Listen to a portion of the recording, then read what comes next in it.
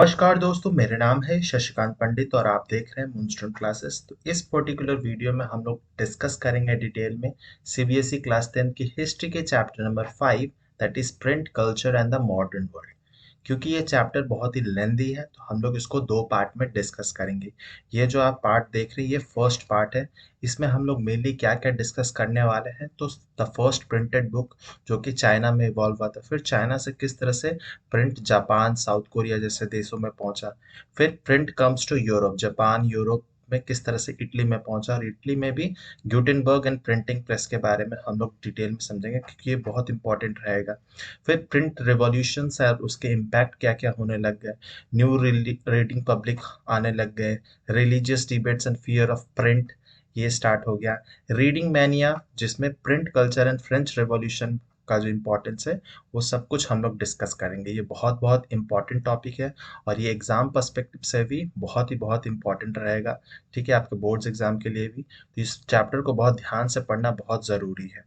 और इससे पहले कि अगर आप वीडियोस नहीं देखें हिस्ट्री से रिलेटेड या सोशल साइंस, मैथ, साइंस कोई भी, आप उसका जो लिंक है आपको डिस्क्रिप्शन बॉक्स में मिल जाएगा, साथ ही साथ पिन कमेंट में भी मिल जाएगा, आप वहां से प्रीवियस वीडियोस भी देख सकते हैं।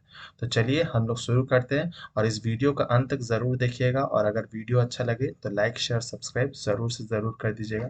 चलिए मूव करते हैं। सबसे पहले हम लोग एक बार फिर से मैं बता देता हूँ कि हम लोग चैप्टर में मेन मेन टॉपिक्स क्या रहेंगे। तो वह है development of print from its beginning to East Asia to its expansion in Europe, and साथ ही साथ में इंडिया का होगा, वो हम सेकंड पार्ट में डिटेल में डिस्कस करेंगे। ठीक है, we will understand the impact of spread of technology, ठीक है, प्रिंट रेवोल्यूशन मेनली बात करेंगे, and consider how social lives and cultures changed with the coming of the print. ठीक है, तो ये इंडिया के कंटेक्स्ट में भी पढ़ेंगे और साथ साथ में यूरोप और ईस्ट एशिया के कंटेक्स्ट में भी हम लोग पढ़ेंगे। तो सबसे पहला जो हम लोग पढ़ने वाले हैं वो है द फर्स्ट प्रिंटेड बुक। ठीक है, तो the earliest kind of print technology was developed in China, Japan and Korea. तो मेनली जो क्रेडिट जाता है का प्रिंट स्टार्ट करने के लिए पेपर का, वो चाइना को दिया जाता है। ठीक है, तो प्रिंट टेक्नोलॉजी मेनली चाइना से स्टार्ट हुई है, और वो कौन सी टेक्नोलॉजी थी? बेसिकली हैंड प्रिंटिंग हुआ करती थी। ठीक है, from AD 594 onwards books in China were printed by rubber paper against the ink surface of the wood blocks. ठीक है, तो वो जैसे छपाई होती है, ठीक है, जैसे होती है, डिजाइनिंग की जाती है जिसपे रबर स्टैंप्स, जिस तरह से उस पे इंक लगाकर स्टैंप दिया जाता है, उसी तरह से ये भी था, जिसमें ये कहाँ से स्टार्ट हुआ था? मेनली चाइना से हुआ था। इसको, इस टेक्नोलॉजी को मेनली वुडन ब्लॉक टेक्नोलॉजी कहा जाता है। ठीक है, वुडन ब्लॉक्स बनाए जाती है अलग अलग अल्फाबेट्स के, और उस पे इंक लगाए जाते हैं और उस इंक को पेपर पे मेनली प्रेस करके बनाया जाता था। ठीक है, तो as both sides of the thin porous sheets could not be printed, the traditional Chinese accordion book were folded and stitched at the sides। ठीक है, तो क्योंकि उस समय का जो पेपर होता था बहुत ही थिन पोरस शीट हुआ करता था, तो दोनों साइड में प्रिंटिंग करना पॉसिबल नहीं था। दोनों साइड अगर प्रिंट होगा तो वो पढ़ा नहीं जा सकता था। जैसे आज के समय में क्या होता है, दोनों साइड हम लोग जो बुक्स पढ़ते हैं उसमें दोनों साइड में प्रिंट किया हुआ होता है, लेकिन उस समय ऐसी टेक्नोलॉजी नहीं थी। तो चाइनीज ने डेवलप किया था एकॉर्डियन बुक्स की, जिसमें वो लोग क्या करते थे, एक ही साइड में प्रिंट करते थे और उसको फोल्ड भी कर देते थे और साइड बाय साइड स्टिच कर देते थे। ठीक है, ताकि ऐसे करके वो ओपन भी हो जाए। ठीक है, ऐसे करके फोल्ड कर देते थे और ये ओपन भी हो जाता था। इस टाइप ऑफ बुक्स को कहा जाता है अकॉर्डियन बुक। ठीक है, तो ये भी इंपॉर्टेंट रहेगा अगर आपके एमसीक्यू पर्सपेक्टिव से 1 मार्क्स क्वेश्चंस में ऐसे आते हैं।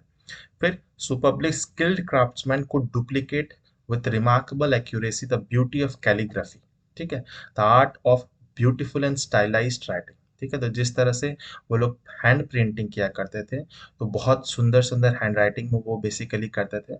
और इसके लिए क्या, तो जो कैलीग्राफर्स थे जो सुंदर हैंड राइटिंग में लिख सकते थे, ठीक है, तो उन्हीं को ये काम दिया जाता था, और उस समय में ये एक सुपरबली स्किल्ड क्राफ्ट्समैन ही कर सकता था। ठीक है, तो बहुत इंपॉर्टेंट था ये चाइना और ईस्ट एशिया के कंटेक्स्ट में। और ये सबसे पहले चाइना में ही क्यों हुआ? ठीक है, तो चाइना में पेपर का खोज भी सबसे पहले हुआ था। ठीक है, और चाइना में ऐसा इसलिए भी होता है क्योंकि it China possesses a huge bureaucratic system. ठीक है, ये 7th 8th सेंचुरी से भी पहले की बात की जा रही है। ठीक है, आप देख सकते हैं 594 ऑनवर्ड्स की बात की जा रही है, तो वहां पर शुरू से ही ब्यूरोक्रेटिक सिस्टम जो था बहुत स्ट्रांग हुआ करता था। और ब्यूरोक्रेटिक सिस्टम में ऑब्वियसली एग्जाम्स कंडक्ट किए जाते थे ब्यूरोक्रेट्स को चुनने के लिए, जो जिसे हम लोग आमतौर पे सिविल सर्विसेज एग्जामिनेशन कहते हैं, ठीक है, जैसे आईएएस आईपीएस के लिए होता है। तो वहाँ पर भी ये सिस्टम हुआ करता था। तो अगर आपको एग्जाम्स कंडक्ट कराने हैं तो ऑब्वियसली पेन पेपर टेस्ट ही होता था उस समय भी, ठीक है। तो बुक्स भी चाहिए आपको, तो वो भी पेन पेपर में ही होगा बेसिकली। इसीलिए चाइना में ये डेवलप और इवॉल्व करना स्टार्ट हो गया था चाइना में, ठीक है। फिर by the 17th century the urban culture bloomed in China. धीरे धीरे चाइना अर्बनाइज्ड होने लग गया 17th सेंचुरी आने आते आते। The use of print diversified, ठीक है, प्रिंट जो हैंड रिटन हुआ करता था वो धीरे धीरे डेवलप और डाइवर्सिफाई होने लग गया। तो सिर्फ जो सिविल सर्विसेज एग्जाम देते थे या ब्यूरोक्रेट्स थे या स्कॉलर्स थे, वही सिर्फ नहीं पढ़ते थे। प्रिंट का उन्हीं का सिर्फ काम ही था। मर्चेंट्स ट्रेडर्स जो हुआ करते थे, जो लेन देन करते थे, खरीद बिक्री करते थे, वो भी अपना जो ट्रेड इंफॉर्मेशन होता था वो भी पेपर में वो लोग लिखना शुरू कर देते थे। फिर धीरे धीरे क्या हो गया, रीडिंग जो हो गया, रीडिंग हैबिट जो एक लेजर एक्टिविटी बन गई, ठीक है। जैसे आज भी बहुत लोग अपना टाइम पास करना चाहते हैं, स्कूलों में भी देखते हैं लाइब्रेरीज होती है जिसमें अलग अलग किताबें रखी होती है। तो टाइम पास करने के लिए, कुछ सीखने के लिए वो स्टार्टेड हो गई थी। फिर the new readerships preferred, new जो रीडरशिप आए वो क्या क्या प्रेफर करने लगे, तो fictional narratives, poetry, autobiographies, anthologies of literary masterpiece. तो एंथोलॉजीज क्या होता है, तो बेसिकली एंथोलॉजीज वो collection of books, sorry collection of written materials या पोएम्स हो गए, जिसमें सब्जेक्ट जो एक ही होता था, टॉपिक एक ही होता था, लेकिन उसके जो लेखक होते थे, कवि जो होते थे, वो अलग अलग होते थे, ऑथर्स अलग अलग होते थे, लेकिन जो सब्जेक्ट्स या टॉपिक होते थे वो सिमिलर होते थे। और उन सबको एक साथ कलेक्ट करके जो लिखा जाता था उसी को anthologies of literary masterpiece mainly कहा जाता था, ठीक है। एंड रोमांटिक प्लेस, ठीक है, ये भी स्टार्ट हो गए थे।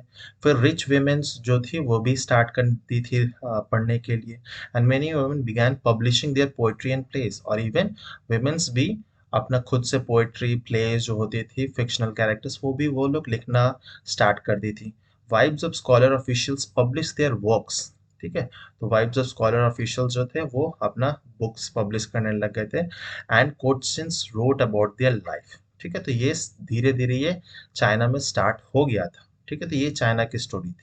अब जापान में आ जाता है, तो जापान में क्या था, जापान में सबसे पहला था वो था Buddhist missionaries from China introduced hand printing technology into Japan around AD 760 to 770। तो 8th सेंचुरी आते आते जापान में भी आ गई थी, ठीक है। तो सबसे पहले तो 6th सेंचुरी में चाइना में आ गई थी, फिर 200 साल बाद जापान में आ गई थी। और कैसे हुआ था, तो ये बुद्धिस्ट मिशनरीज जो थे फ्रॉम चाइना, और ये चाइना में भी कहाँ से, बुद्धिज्म तो चाइना में ओरिजिनेट नहीं गया था, ऑब्वियसली इंडिया से हुआ था। इंडिया से मिशनरीज आते थे, फिर वहां से धीरे धीरे और भी देशों में, ईस्ट एशिया, कोरिया जैसे सिटीज में वहां तक भी पहुंचने लग गया, ठीक है। तो चाइना से वो जापान पहुंचा। फिर जापान में जो ओल्डेस्ट जापानीज बुक है जो कि प्रिंट की गई थी 1868 में, वो थी बुद्धिस्ट डायमंड सूत्र। ये फोटो में आप देख सकते हैं, ये है Buddhist diamond Sutra containing 6 sheets of text and would cut illustrations, ठीक है। डायमंड सूत्रा से भी बहुत बार शॉर्ट क्वेश्चंस आने के चांसेस रहते हैं 1 मार्क्स के, तो बहुत इंपॉर्टेंट रहेगा ये। फिर जब क्रांति कब आया, रिवॉल्यूशंस कब आने लगा जापान में, सबसे जो इम्पोर्टेंट है वो है प्रिंटिंग ऑफ विजुअल मटेरियल्स, ठीक है, प्रिंटिंग ऑफ विजुअल मटेरियल्स। क्योंकि कोई भी अगर आप बुक में अगर फोटोज आप देखते हैं, इमेजेस देखते हैं, तो वो बुक बहुत ज्यादा इंटरेस्टिंग लगने लगती है, चित्र आते ही आपको अच्छा लगने लगता है बुक में। इसीलिए बचपन में क्या होता है, जितने भी हम लोग स्मॉल जूनियर क्लासेस में पढ़ते हैं उसमें फोटोग्राफ्स बहुत ज़्यादा होते हैं, लेकिन जैसे जैसे हमारी एज होती है फोटोग्राफ्स की संख्या कम होने लगती है, रिटन मटेरियल ज़्यादा होने लगता है ना। तो ये देखा जाता है क्योंकि बच्चों को आकर्षक बनाने के लिए, जो बुक्स है आकर्षक बनाने के लिए मेनली उसमें फोटोज डाले जाने वाली थी, ठीक है। तो इसी तरह से उस समय भी विजुअल मटेरियल्स आना स्टार्ट हो गया था। और ये कब से हुआ था, ये लेट 18th सेंचुरी में ये स्टार्टेड हो गया था in the flourishing urban circles of Edo. तो एडो जो था वो टोक्यो का पुराना नाम था, ठीक है, जो जापान की कैपिटल है प्रेजेंट में। और illustrated collections of paintings depicted an elegant urban culture involving artist courtesans and tea house gatherings। तो जो फोटोज थी बुक्स में, विजुअल मटेरियल में, यही सब दिखाई देती थी। Urban culture, tea house gathering, artist, इन सब के बारे में दिखाया जाता था। फिर libraries and book stores were packed with hand printed material for various types. ठीक है। फिर लाइब्रेरीज धीरे धीरे क्या हो गए, बहुत ज़्यादा पॉपुलर होने लगा जापान में, और इन सब की डिमांड भी बहुत बढ़ने लगी, और लाइब्रेरीज बुक स्टोर जो हुआ करती थी हमेशा फुल रहती थी। ठीक है। और कौन कौन से बुक्स मेनली थी, तो books on women, musical instruments के बारे में, calculations, T ceremony, flower arrangements, proper etiquettes, cooking and famous places. तो शुरू से ही इतने टाइम पहले से ही जापान में, मेनली टोक्यो में ये सब स्टार्ट हो गया था। और ये मेनली क्यों हुआ था, इसका राइज हुआ था क्योंकि विजुअल मटेरियल स्टार्ट हो गया था। और इसमें बहुत एक इम्पॉर्टेंट पर्सन रही है, वो है किटागावा उटामारो। ठीक है। ये है, इस फोटो में आप देख सकते हैं किटागावा उटामारो, जिनका जन्म एडो, जो कि टोक्यो में हुआ था 1753 में। और उनको बहुत ज़्यादा कंट्रीब्यूशन कहा जाता है इस फॉर्म ऑफ आर्ट में। ठीक है। इस आर्ट को क्या कहा जाता है, जो विजुअल मटेरियल्स होते हैं या पिक्चर्स ऑफ फ्लोटिंग वर्ल्ड, बहुत इंपॉर्टेंट है, उसको उकियो कहा जाता है। ठीक है। तो 1 मार्क्स के पॉइंट ऑफ से ये इंपॉर्टेंट रहेगा, उकियो। और depiction of ordinary human experiences and specially urban ones. ठीक है। अर्बन जो गैदरिंग्स हुआ करती थी, कल्चर था, टी गैदरिंग्स, इन सबको ये किटागावा उटामारा जो थी वो डिपिक्ट करती थी पिक्चर्स के फॉर्म में। और ये बहुत ज़्यादा जापान में चलने लग गया था, बहुत ज़्यादा प्रसिद्ध हो गया था। ठीक है। तो ये जापानीज के बारे में था। फिर धीरे धीरे जापान से यूरोप कैसे आया प्रिंट, वो देख लेते हैं। तो इन 2095 Marco Polo, a great explorer, आपने सुना होगा, जिस तरह से वास्को डी गामा इंडिया आए थे, मार्को पोलो वो चले गए थे चाइना में, return to Italy after many year of exploration in China. ठीक है। और Marco Polo brought the knowledge of wood block printing back with him.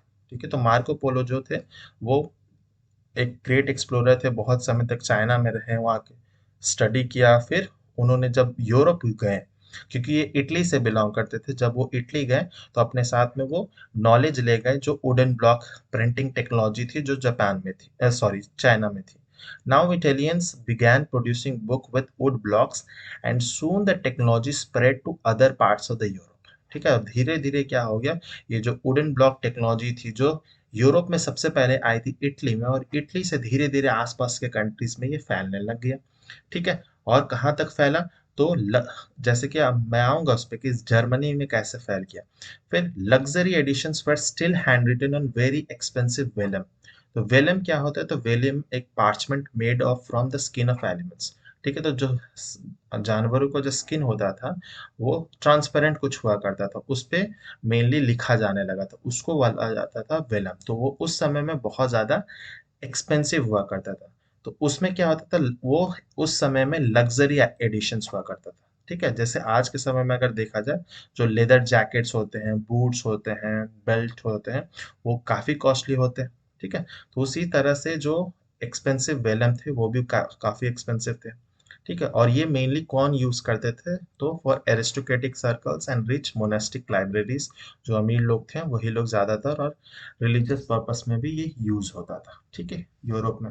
फिर merchants and students in the university town bought the cheaper printed copies.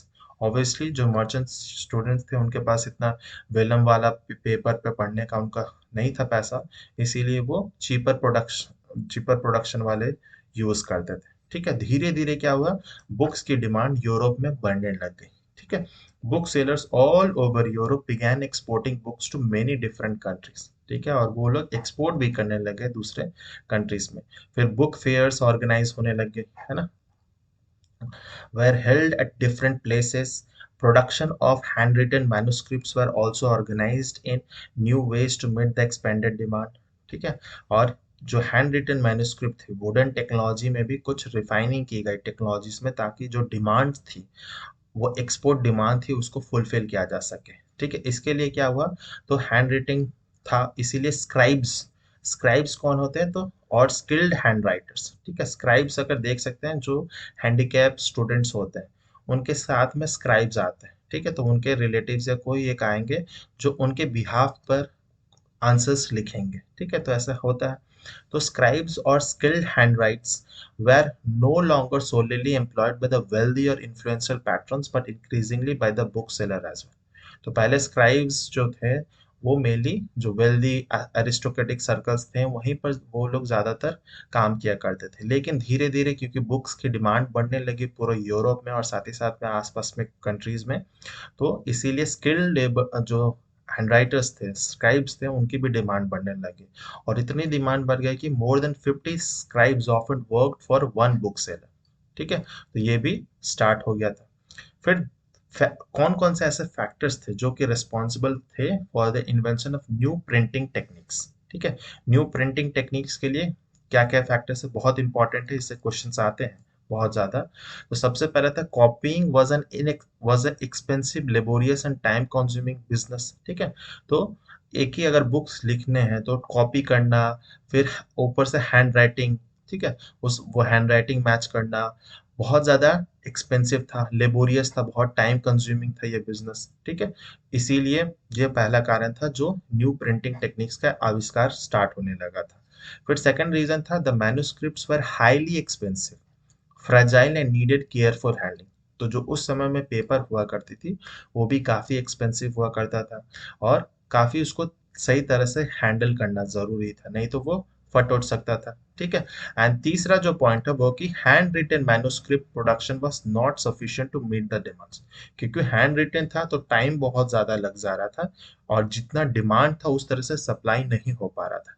यही तीन जो कारण थे जिसके कारण मेनली न्यू प्रिंटिंग टेक्निक्स का इन्वेंशन स्टार्ट हो गया था और उसमें सबसे इम्पोर्टेंट रोल किसने प्ले किया तो ग्यूटेनबर्ग ने किया।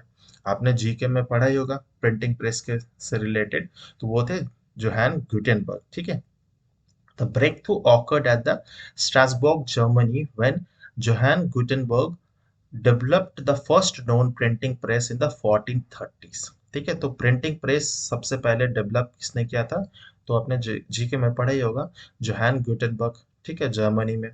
और वो कौन थे तो थोड़ा सा आप हिस्ट्री जान लीजिए। तो most of his childhood was spend in large agricultural estate where he saw wine and olive presses. ठीक है, he learn to polish stones and created lead moulds. ठीक है, तो वो पॉलिश स्टोन्स की पॉलिश करना, फिर लेड मोल्ड्स जो होते थे, लेड के मोल्ड्स बनाते थे, खांचे बनाते थे। ठीक है, क्योंकि वो लोग mainly wine and olive presses, ठीक है, तो वो अंगूर वगैरह से वो लोग मेनली जूस निकाल के वाइन बना देते हैं। ठीक है, the olive press was the model of the printing press and moulds where used for casting the metal types for the letters of the alphabet. ठीक है, और फिर धीरे धीरे क्या किया जोहान गुटेनबर्ग ने, तो वो मोल्ड्स बनाने लग गए। ठीक है, अलग अलग अल्फाबेट के इस तरह से वो मोल्ड्स बनाने लग गए। ठीक है, इस तरह से मोल्ड्स बनाने लग गए। फिर बाई 1448 लगभग 28 18 साल तक, 18 साल के बाद में ग्यूटेनबर्ग परफेक्टेड द सिस्टम। उनको 18 साल लग गए ये प्रिंटिंग प्रेस में मोल्ड बनाने में, सारे अल्फाबेट्स बनाने में और परफेक्शन लाने में। द फर्स्ट बुक जो उन्होंने प्रिंट किया था वो था बाइबल। ठीक है, जो क्रिश्चियनिटी का बहुत ज्यादा इंपॉर्टेंट बुक है। ठीक है, जिस तरह से हिंदुइज्म में गीता होता है, भगवत गीता, उसी तरह से क्रिश्चियनिटी में बाइबल इंपॉर्टेंस है। फिर new technology did not entirely displace the existing art of producing book by hand. ठीक है, ये प्रिंटिंग, ये जो टेक्नोलॉजी था वो तो डेवलप हो चुका था, लेकिन जो पुराना hand written book wooden block technology था वो भी अभी भी चल रहा था, वो भी एलिमिनेट नहीं हुआ था। क्योंकि ये जो मशीन थी, प्रिंटिंग प्रेस थी, वो मेनली जर्मनी में ही था। ठीक है, और इसमें ग्यूटेनबर्ग बहुत ज्यादा कंट्रोल करते थे, तो बाकी देशों तक ये पहुंचा नहीं था जो प्रिंटिंग प्रेस वाला था। ठीक है, फिर the metal letters imitated the ornament hand written styles, जो मैंने बताया खांचे के बारे में। फिर बॉर्डर्स जो हुए थे, स्पेशली बाइबल के बुक में borders were illuminated by hand with foliage. ठीक है, तो जो बॉर्डरिंग बॉर्डर्स होते थे, मान लेते ये पेज है, ठीक है, तो पेज के ये बीच में तो लिखा रहता था जो भी बाइबल में लिखा है। फिर जो बॉर्डर होता था उसमें क्या होता था, फोलिएज मतलब मेनली फूल पत्ते बनाए जाते थे। ठीक है, डेकोरेशन पर्पस के लिए, एंड और भी बहुत सारे पैटर्न्स बनाए जाते थे। ठीक है, और उसमें अच्छे से उसको डेकोरेट किया जाता था। There was a blank space for decoration and books printed for the rich and design was chosen by the buyers. और जो रिच पर्सन थे वो अपना अपना जो बुक्स पेजेस होते थे वो खुद से कस्टमाइज करा सकते थे, कैसा कैसा चाहिए था।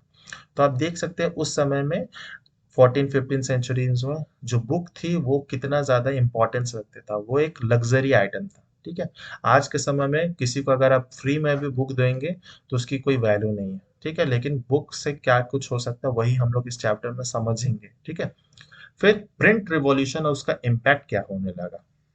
तो धीरे धीरे ग्यूटेनबर्ग्स की प्रिंटिंग प्रेस भी बहुत पॉपुलर होने लग गई। फिर प्रिंट रिवॉल्यूशन क्या हुआ, तो the shift from hand printing to mechanical printing. ठीक है, तो इसमें फोटो में भी आप देख सकते हैं, जो ये था एक तरह से हैंड प्रिंटिंग से हम लोग मैकेनिकल प्रिंटिंग में आ गए थे। तो शिफ्ट होने लगा इसमें mainly, led to the print revolution, it change people's relationship with information and knowledge and with institutions and authorities, क्योंकि लोग धीरे धीरे पढ़ने लग गए थे। जब डिमांड्स बढ़ेगी तो ऑब्वियसली बुक्स पढ़ेंगे, लोगों के पास नॉलेज इन्फॉर्मेशन आएंगे। और जो रिलेशनशिप पहले हुआ करती थी बुक्स आने से पहले, प्रिंट कल्चर डेवलप होने से पहले और अभी में बहुत ज़्यादा चेंजेस आने लग गए थे।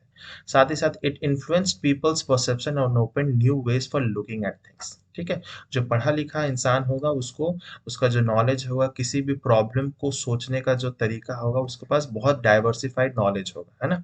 और जिसके पास नॉलेज नहीं है, लिमिटेड सोर्स ऑफ नॉलेज है, वो एक ही एंगल से सोचेगा किसी भी। ठीक है, तो परसेप्शंस, इसीलिए कहा जाता है, पढ़ने क्यों कहा जाता था, अलग अलग बुक्स क्यों बोला जाता है, ताकि आपका परसेप्शन जो है मल्टी डाइवर्स हो सके। ठीक है, आप एक प्रॉब्लम को अलग अलग एंगल से सोच सके। ठीक है, अलग अलग उसका सॉल्यूशंस निकाल सके, इसीलिए कहा जाता है। ठीक है, फिर अ न्यू रीडिंग पब्लिक, क्योंकि प्रिंट रिवॉल्यूशन का मतलब यही है कि जो न्यू रीडिंग पब्लिक्स थे, तो पहले के जो सोसाइटी थे वो मेनली दो हिस्सों में डिवाइडेड था, एक रीडिंग पब्लिक्स एंड एक हियरिंग पब्लिक। रीडिंग पब्लिक वही थे जो मेनली पढ़ लिख सकते थे, है ना, जो लिटरेट थे। लेकिन यूरोप में उस समय में बहुत लोग पढ़े लिखे नहीं थे, तो वहां पर ओरल कल्चर चलता था, वाइल द रिच पीपल जो थे वो सिर्फ रीडिंग हैबिट था उनका। तो ओरल कल्चर में क्या होता है, जो नॉलेज होता है वो मेनली ओरली ट्रांसफर्ड होता है, पढ़ना नहीं लिखना नहीं आता। तो आप देख सकते हैं गांव में या बहुत ऐसे लोग हैं जो पढ़ लिख नहीं सकते, नहीं जानते हैं, फिर भी उनको नॉलेज बहुत सारा है। तो वो कैसे आया है, तो मेनली ओरल कल्चर से आया है। ठीक है, वो सुनकर उनको आया है। The common people heard sacred text, read out ballads, recited and folk tales narrated। ठीक है, तो जो अभी भी बहुत लोग पढ़े लिखे नहीं है फिर भी उनको नॉलेज कैसे है, तो वो मेनली भाषण सुनते हैं, जो सेक्रेट टेक्स्ट होते हैं, फोक टेल्स होते हैं, पब्लिक गैदरिंग्स में वो बोले जाते हैं, तो वही वो सुनकर मेनली, जो जिसको हम लोग ओरल कल्चर कहते थे। ठीक है, उसी से वो लोग सीखते थे। The reading culture was only limited to elites, जो पढ़े लिखे थे, एरिस्टोक्रेट्स थे, जिनके पास पैसा था। They only read books individually and silently, क्योंकि वो लोग चुपचाप अपना बुक पढ़ते थे, बहुत ज़्यादा नहीं पब्लिक में आते थे या इन्वॉल्व होते थे। और the reason behind this culture क्यों आया था, क्योंकि बुक्स जो थे बहुत बहुत एक्सपेंसिव था। तो मैंने पहले ही बोला उस समय में बुक्स बहुत एक्सपेंसिव हुआ करता था। The books were produced in fewer numbers, और उस समय एक स्टेटस सिंबल हुआ करता था, किसके घर में कितने बुक्स हैं। ठीक है, कौन सा बुक सेलर है, बहुत सारा उसमें उस समय स्टेटस सिंबल था एक। The literacy rate was low in the most European countries, ये भी एक कारण था, जो रीडिंग कल्चर था वो बहुत कम लिमिटेड था। तो इससे भी क्वेश्चन आता है ऐसा क्यों होता है। ठीक है, तो मैं क्वेश्चन आंसर के फॉर्मेट में ही आपको समझा रहा हूँ कि कैसे कैसे क्वेश्चंस आ सकते हैं। तो आप इसको बहुत इंपॉर्टेंट से देखेंगे, और अगर नहीं समझ आ रहा तो दोबारा जरूर से जरूर देखिए। एंड कुछ भी अगर डाउट है तो आप कमेंट सेक्शन में पूछ सकते हैं। ठीक है, the bridge To bridge the gap between these two publics, printers began publishing popular ballads and folk tales, and such books were illustrated with pictures। ठीक है, तो ये जो गैप था, बहुत ओरल कल्चर वाले तो बहुत ज़्यादा थे, और जो पढ़े लिखे थे रीडिंग कल्चर वाले बहुत कम थे। तो इसको गैप को कम करने के लिए प्रिंटर्स ने स्टार्ट किया वैसे बुक्स, पॉपुलर बैलड्स या फोक टेल्स। ठीक है, फिर जो जिसमें बहुत सारे आपको पिक्चर्स भी मिल सकते हैं। ठीक है, जैसे मैंने बताया, पिक्चर्स क्या करते हैं, वो अट्रैक्ट करते हैं, रीडर्स को अट्रैक्ट करते हैं पढ़ने के लिए। ठीक है, आपको ऐसा बुक पसंद ही नहीं आएगा जिसमें कोई फोटो ही ना हो। ठीक है, मेनली बहुत सारे ऐसे लोग होंगे जिनमें फोटो ही ना हो तो उनको बुक पसंद ही नहीं आता। ठीक है, तो वो अट्रैक्शन के लिए दिया जाता था। This were then sung and recited at gatherings in villages and towns। Oral culture thus entered print and print material was orally transmitted। ठीक है, धीरे धीरे क्या हो गया, जो ओरल कल्चर था वो धीरे धीरे कम होने लगा, पब्लिक्स जो थे रीडिंग कल्चर्स बढ़ने लग गया था। ठीक है, फिर दूसरा हम लोग देखेंगे, ये तो हो गया ओरल एंड रीडिंग हैबिट वाला। फिर रिलीजियस डिबेट जो था वो यूरोप में बहुत ज़्यादा स्टार्ट हो गया था, क्योंकि not everyone welcome the printed book, सबको पसंद नहीं आ रहा था। There was widespread criticism, it was feared that if there was no control over what was printed and read, then rebellious and irreligious thought might spread. ठीक है, तो उनको डर था कि, और ये मेनली रिलीजियस एंगल से ही देखा जा रहा था कि अगर बुक्स पे जो पब्लिशर्स थे उन पर कंट्रोल नहीं रहेगा कि कौन सी बुक प्रिंट होनी चाहिए, कौन सा बुक लोगों को पढ़ना चाहिए, नहीं पढ़ना चाहिए, तो लोग जो थे वो रिबेलियस हो सकते थे ऑथोरिटीज के खिलाफ, या वो इररिलीजियस एथीस्ट बन सकते थे, या कुछ वो उग्र हो सकते थे। ठीक है, तो उनको ये क्रिटिसिज्म, ये बहुत ज्यादा पब्लिशर को फेस करना पड़ता था। फिर effects of print culture in religious fear in early modern Europe, इससे भी क्वेश्चन आता है। ठीक है, बहुत इंपॉर्टेंट है। The print culture helped in circulation of ideas and introduced a new culture of debate and discussion. ठीक है, क्योंकि प्रिंट कल्चर आने के बाद लोग पढ़ने लगे बुक, तो आइडियाज डेवलप होने लगे, सर्कुलेट होने लगे, बातें चलने लगी, डिस्कशंस होने लग गया। It was used by the rebellions to let know people the truth and act against the established authorities. और उस समय जो गवर्नमेंट थी, ऑथोरिटीज हुआ करती थी, मेनली राजा महाराजा जो मोनार्क्स हुआ करते थे, उनके वो जो उनके सच था उनको आम लोगों तक पहुंचा जा रहा था। तो रिबेलियंस एटीट्यूड वो डेवलप होने लग गया था पब्लिक्स में।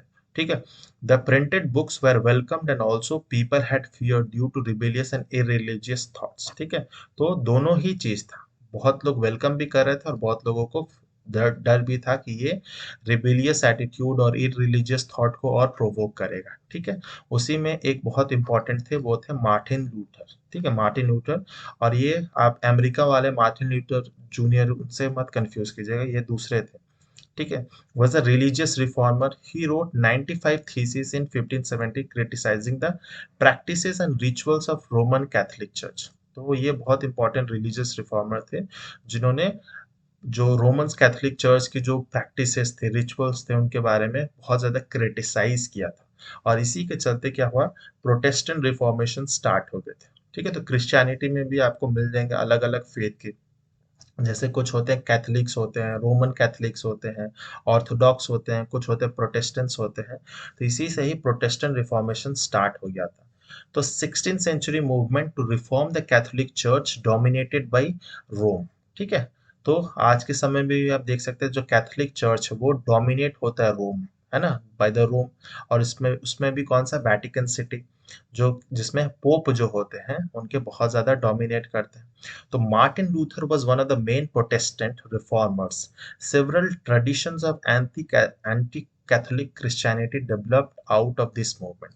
और इस प्रोटेस्टेंट रिफॉर्मेशन में ही बहुत सारे जो रोमन कैथोलिक चर्च के जो मतलब प्रैक्टिसेस होते थे, रिचुअल्स होते थे, जो बहुत लोगों को पसंद नहीं आता था, उनके बारे में खुलकर लिखा गया था मार्टिन लूथर ने। ठीक है, तो in 1570 the religious reformer Martin Luther wrote, जो मैंने बताया, for the Catholic church. A printed copy of this was posted on the church door on Wittenberg. ठीक है, तो वो चर्च डोर पर रख दिया गया, जो मार्टिन लूथर ने रखा बनाया था, लिखा था मेनली। और इसके कारण क्या, his writings were red and reproduced in vast number using the printed press. ठीक है, और ये बहुत ज्यादा कॉपीज फैलने लग गई। This print brought about new intellectual atmosphere which helped in the spread of the new ideas। और धीरे धीरे क्या हुआ, लोग पढ़ने लग गए, जानने लग गए कि रोमन कैथलिक्स के बारे में क्या है, प्रैक्टिसेस उनके बारे में, और बहुत ज्यादा क्रिटिसिज्म भी फेस करना पड़ा था रोमन कैथलिक्स को। This also pave the way for the reformation of churches practices of the church. ठीक है, और इसमें वो लोग रिफॉर्म लाना चाहते थे, बेसिकली जो रोमन्स बहुत ज्यादा डोमिनेट किया करते थे। ठीक है, this led to the division within the church and to the beginning of the Protestant reformation.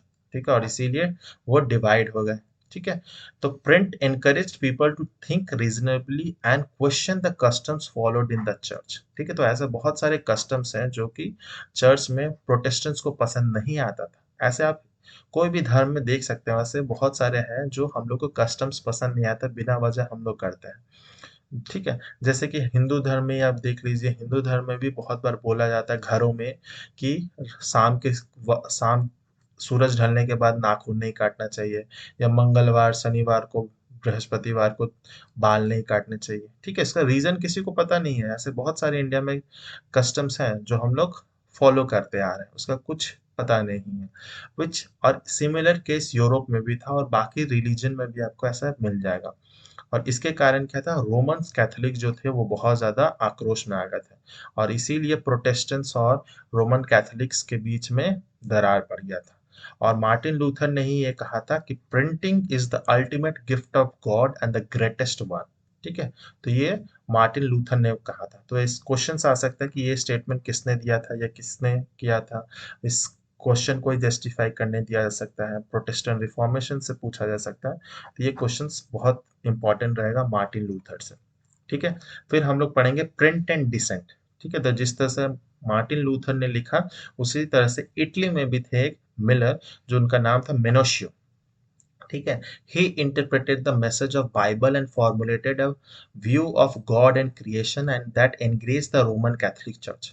तो इटली में भी मेनोशियो थे, उन्होंने भी बाइबल को अलग तरह से इंटरप्रेट किया एंड उन्होंने भी लिखना स्टार्ट किया गॉड एंड क्रिएशन, जो फिर से रोमन कैथोलिक चर्च को अच्छा नहीं लगा। ठीक है, तो हर हम लोग अगर कुछ भी बुक पढ़ते हैं या कोई भी सब्जेक्ट पढ़ते हैं तो हमारा जो इंटरप्रिटेशन है वो सब पर्सन के लिए अलग अलग हो सकता है। ठीक है, किसी पर्सन के लिए 6 लग रहा हो, किसी पर्सन के लिए 9 लग रहा हो। ठीक है, कुछ भी लग सकता है। तो अलग अलग इंटरप्रिटेशन स्टार्ट हो गए। तो उसमें मेनोशियो भी बहुत इंपॉर्टेंट थे। The Roman Catholic church started identifying such ideas belief and person who wrote against the church and दस मेनोशियो was hauled up twice and finally executed। तो फिर रोमन कैथोलिक चर्च ने एक फैसला ले लिया कि अगर हम लोग कोई स्ट्रिक्ट एक्शन नहीं लेंगे तो धीरे धीरे मार्टिन लूथर, मेनोशियो जैसे और भी बहुत सारे पब्लिशर्स आ जाएंगे। ठीक है, ऑथर्स आ जाएंगे और वो रोमन कैथोलिक चर्च के बारे में क्रिटिसाइज करने लगेंगे। इसीलिए वो क्या किया, मेनोशियो को बहुत ज्यादा उन्होंने तंग किया एंड एटलीस्ट उनको धमकी भी दिया गया और वो नहीं माने तो फिर उनको फाइनली एग्जीक्यूट कर दिया गया। ठीक है, फिर several restrictions were put over the publishers and booksellers by the church and the church began to maintain an index of prohibited books from 1558। और चर्च ने स्टार्ट क्या कर दिया, index of prohibited books start हो गया था from 1558 में, जिसमें वो मेनली वो लिस्ट ऑफ बुक्स बनाते थे जिसमें वो प्रोहिबिटेड था, वो बुक छपना बंद हो गया था।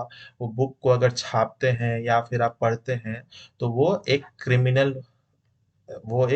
क्राइम माना जाएगा। ठीक है, तो ये रोमन कैथोलिक चर्च ने स्टार्ट कर दिया था। ठीक है, तो इसके कारण जो थे वहाँ के लोग जो थे इटली के और आसपास के जो भी यूरोप में थे वो बहुत ज्यादा आक्रोश हो गए थे। और ऐसा बहुत हर कंट्री में ही होता है कि प्रोहिबिटेड बुक्स होते हैं जो आप उस कंट्री में रहकर नहीं पढ़ सकते या नहीं छाप सकते। ठीक है, और स्पेशली ये सारे बुक्स जो होते हैं वो रिलीजियस पॉइंट ऑफ व्यू वाले ही होते हैं। तो ये था। फिर हम लोग जो इस वीडियो का आखिरी मेन टॉपिक है वो है रीडिंग मैनिया। वो भी हम लोग डिस्कस करेंगे कि as literacy and school spread in European culture there was a virtual reading mania. क्योंकि धीरे धीरे लिटरेसी रेट जो है ये यूरोप में बढ़ने लग गई। ठीक है, तो new forms of popular literature appeared in the print targeting new audiences, क्योंकि स्कूल स्टूडेंट्स भी बहुत ज्यादा बढ़ गए थे। फिर इंग्लैंड में क्या हुआ, तो penny chapbooks were printed mainly carried by the petty peddlers known as chapmans. तो वो एक चैप बुक, छोटी सी एक बुक हुआ करती थी मेनली, जो इंग्लैंड में बहुत पॉपुलर थी और जो वो बुक्स बेचते थे उनको चैपमैन कहा जाता था। और वो एक पेनी पे बेचा जाता था। पेनी वहाँ की उस समय की करेंसी हुआ करती थी, जैसे यहाँ पर आना कहा जाता था, 1 आना 10 आना ऐसे करके। So that even the poor could by them. ठीक है, तो इतनी एक पेनी की हुआ करती थी तो आराम से वो बुक खरीद सकते थे। फिर फ्रांस में कौन सी थी, तो the Bibliotheque Bleue which were low priced small books printed on poor quality paper and bound in cheap blue cover। ठीक है, तो फ्रांस में किस तरह से था, बिलोथिक ब्लू जो कि मेनली जो पेपर की क्वालिटी होती थी वो बहुत ज्यादा चीप होती थी और वो ब्लू कवर में मिलती थी। तो ये इंग्लैंड एंड फ्रांस में था। फिर then there were romances printed on 4 to 6 pages and more substantial histories which were stories about the past। ठीक है, तो फिर रोमांसेस से, क्योंकि ऑब्वियसली हर ह्यूमन टेंडेंसी है, रोमांसेस तो ऑब्वियसली होना ही पड़ेगा, तो इसलिए रोमांस एपोकलिप्टिक जो नॉवेल्स थी लिखने लग गए, पिक्चर्स आने लग गए थे, और हिस्ट्रीज के बारे में भी पास्ट उसको भी हम लोग मतलब यूरोप में स्टार्ट हो गया था। Similarly the ideas of scientist and philosophers now became more accessible to the common people. उस समय जो फेमस फेमस साइंटिस्ट हुआ करते थे जैसे Isaac Newton, Galileo Galileo, Kepler, उनके जो साइंटिफिक एंड फिलोसॉफिकल थॉट्स थे, ठीक है, वो भी बुक्स छपने लग गए, प्रिंट होने लग गए, और आसानी से लोगों में वो चलने लग गया। और इसी कारण से क्या हुआ, साइंटिफिक टेम्पर जो था वो यूरोपियंस के बीच में फैलने लग गया था। ठीक है, इसीलिए क्योंकि वहां पर अलग अलग आइडियाज ऑफ बुक्स जो थे वो स्टार्ट हो गए थे। फिर the writings of thinkers such as Thomas Paine, Voltaire, Jean Jacques Rousseau were also widely printed and read. ठीक है, तो ये सारे जो थिंकर्स थे इनके भी बुक्स स्टार्ट हो गए थे। तो ये बहुत इंपॉर्टेंट था रीडिंग में, या कौन कौन से बुक्स कहाँ क्या होते थे और किस तरह से इम्पैक्ट डालते थे। ठीक है, तो बुक्स का कितना ज़्यादा इंपॉर्टेंस आप समझ सकते हैं, इसीलिए पढ़ना ज़रूरी क्यों है, आपको उम्मीद करता हूँ समझ आ गया होगा। फिर एक बहुत इंपॉर्टेंट है कि लुइस सेबेस्टियन मोर्सियन ने कहा था कि the tremble therefore tyrants of the world tremble before the virtual writers. ठीक है, तो टायरेंट्स किसको बोला जाता है, जो कायर होते हैं, मेनली जो करप्शन करते हैं, जो गलत काम करते हैं। ठीक है, तो उन्होंने ही ये लुइस सेबेस्टियन मर्सियर ने ही ये कहा था। ठीक है, तो लुइस सेबेस्टियन मर्सियर एक नॉवलिस्ट थे जो 18th सेंचुरी फ्रांस से बिलोंग करते थे, और उन्होंने डिक्लेयर किया था कि the printing press is the most powerful engine of progress and public opinion is the force that will सीप डेस्पोटिज्म अवे। ठीक है, तो ये बहुत बहुत इंपॉर्टेंट स्टेटमेंट है कि किसने दिया था, इससे क्या समझते हैं। तो उनका कहना था कि प्रिंटिंग प्रेस से क्या होगा, ये एक बहुत पावरफुल इंजन था, जो कि लोग अगर बुक्स पढ़ेंगे उनको एनलाइटनमेंट मिलेगी, उनको समझदारी मिलेगी, उनको अलग अलग चीज़ों के बारे में समझ आएगा, वो अपना हक जो है वो समझ सकेंगे, और पब्लिक जागरूक हो सकेगी। इसके कारण क्या होगा, जो भी अथॉरिटीज थे, जो भी गवर्नमेंट्स थे, जो मोनार्क्स थे, वो उनका जो डिस्पोटिक रूल हुआ करता तो वो भी खत्म हो जाएगा। तो इसीलिए बोलते थे कि tremble before the virtual writers. और ये हुआ था मिड 18th सेंचुरी में। There was a common conviction that books were a means of spreading progress and enlightenment. ठीक है, many believe that books could change the world, literate liberate society from despotism and tyranny, and herald a time when reasons and intellect would rule. तो mainly जो ये statement है, tremble therefore tyrants of the world, tremble before the virtual world, ये Louis Sebastien Mercier का यही कहना था कि जो बुक, जो पब्लिशिंग है, प्रिंटिंग प्रेस है, वो एक पावरफुल इंजन है जिससे क्या हो सकता है, सोसाइटी में बहुत पॉजिटिव चेंजेस आ सकेंगे, प्रोग्रेस एनलाइटनमेंट मिलेगी, और इसी के कारण जो डिस्पोटिक रूल्स हैं वो भी हम लोग लिबरेट हो सकते हैं उससे। ठीक है, तो ये मेनली इससे लुइस सेबेस्टियन मॉर्सियर कहना चाहते थे।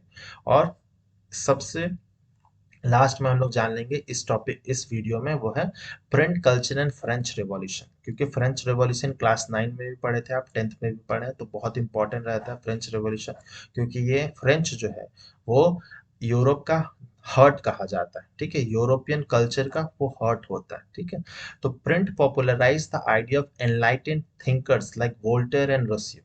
ठीक है, तो प्रिंट कल्चर कैसे कैसे होने लगा, तो जो एनलाइटेंड थिंकर्स होते थे, वॉल्टर रोसियो, इनकी बुक्स बहुत ज़्यादा पॉपुलराइज हो गई थी। और ये क्या, उनका जो थिंकर्स थे, they attack the sacred authority of the church and despotic power of the state. और ये डायरेक्टली क्रिटिसाइज करते थे डिस्पोटिक पावर को। They wanted the rule of the reason and questioning and rationality. ठीक है, और they wanted the rule of, ताकि reasons, questioning और रैशनैलिटी, लॉजिकल थिंकिंग्स पे ये लोग रूल करना उम्मीद कर रहे थे। ठीक है, तो ये पहला है। सेकंड क्या है कि print created a new culture of dialogue and debate. ठीक है, देखते होंगे आप, आपके आसपास में जो चाय टपरी होती है ना, जो वहाँ पर बूढ़े बुजुर्ग होते हैं, वह मिलकर बातें करते हैं पॉलिटिक्स के बारे में, तो वो बहुत ज़्यादा पढ़े लिखे नहीं भी होंगे, फिर भी उनको बहुत ज़्यादा नॉलेज हो जाता है। तो इस क्या होता है, इससे डायलॉग एंड डिबेट स्टार्ट होता है। ठीक है, this resulted in re-evaluation of the values, norms, and institutions. Within this public culture, new ideas of social revolutions came into being. आप अगर डिबेट होंगी, डायलॉग्स होंगे, तो ऑब्वियसली नॉलेज जो है एक दूसरे जगह से ट्रांसफर होंगे। ठीक है। इसीलिए नॉलेज को जितना आप शेयर करेंगे उतना ज़्यादा बेनिफिशियल होगा, वो और बढ़ेगा, ठीक है, कम कभी नहीं होता है। तो बहुत लोग सोचते हैं कि नॉलेज शेयर नहीं करना चाहिए, हम अपना इंफॉर्मेशन अपने पास रखेंगे, ऐसा कुछ नहीं है। नॉलेज जितना शेयर करेंगे उतना ज़्यादा वो बढ़ेगा और पब्लिक के लिए वो बहुत ज़्यादा इंपॉर्टेंट रहेगा। तीसरा जो पॉइंट है वो है, by the 1780s, there was an outpouring of literature that mocked the royalty and criticized their morality. और 1780s आते आते जो रॉयल्टी थी, जो मुना मेनली जो गवर्नमेंट अथॉरिटीज थे, उनको बहुत ज़्यादा क्रिटिसाइज करने लगा था कि उनका कोई मोरल एथिकल वैल्यूज ही नहीं था। Cartoons and caricatures typically suggested that monarchy remained only in sensual pleasures while the common people suffered immense hardships.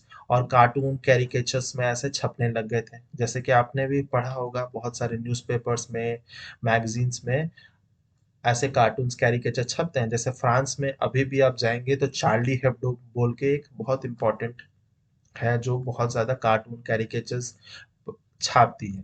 India में भी एक फेमस कार्टून कैरिकेचरिस्ट थे, आर के लक्ष्मण, है ना। बहुत सारे अभी भी हैं, ठीक है, जो ऐसे ऑथोरिटीज गवर्नमेंट को क्रिप्टिक वे में मेनली क्रिटिसाइज करते हैं, ठीक है। तो ये उसी लिए कहते हैं कि ये स्टेटमेंट भी बहुत इंपॉर्टेंट है कि monarchy remained only in sensual pleasures while the common people suffered immense hardship, ठीक है। तो मोनार्की जो था वो उनसे उनको तो बहुत ज्यादा फायदा था, बहुत ज्यादा वो उनका एथिकल वैल्यूज मोरालिटी बोल के कोई चीज ही नहीं था, लेकिन जो कॉमन पीपल थे उनको बहुत सारा हार्डशिप्स सफर करना पड़ता था। ये सब हम लोग ने फ्रेंच रिवॉल्यूशन में भी डिस्कस कर चुके हैं, ठीक है। फिर अगर आप नहीं देखे वीडियो तो आप उसको डिस्क्रिप्शन बॉक्स में लिंक है, आप वहां से जाकर देख सकते हैं, ठीक है। तो there can be no doubt that print helps the spread of the ideas, but we must remember people did not read just one kind of literature, है ना।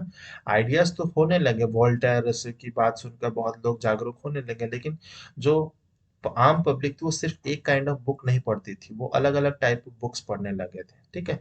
दे were expose to monarchical and church propaganda.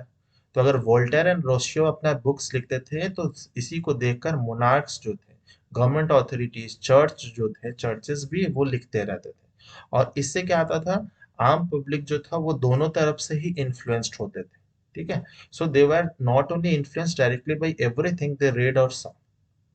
तो public इतनी बेवकूफ तो नहीं है कि जो भी कुछ देखेगी, समझे, सुनेगी, वो उसको सच मान लेगी, ठीक है।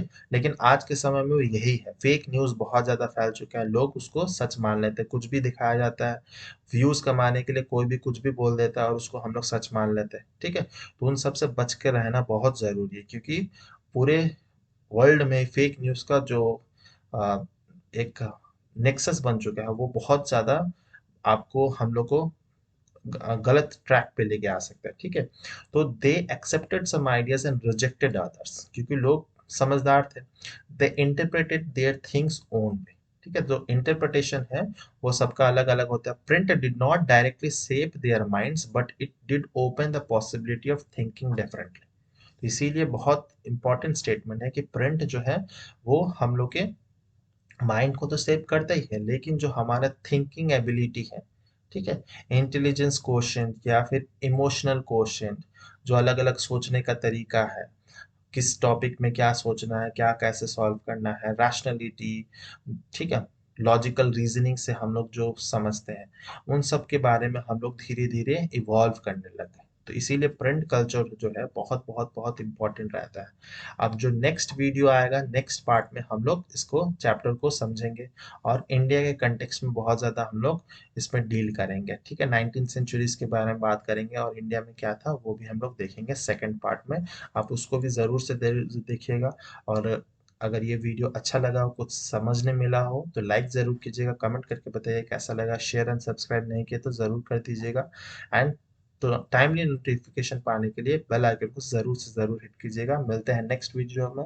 टिल देन बाय बाय, जय हिंद।